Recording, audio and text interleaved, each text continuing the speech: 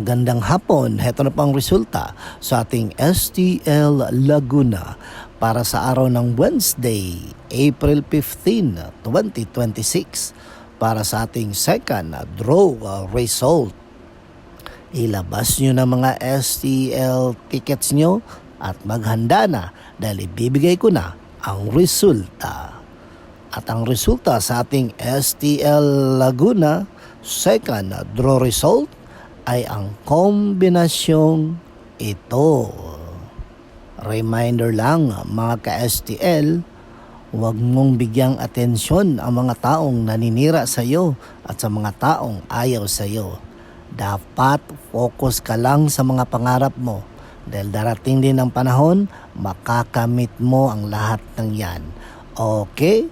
Mag-ingat palagi.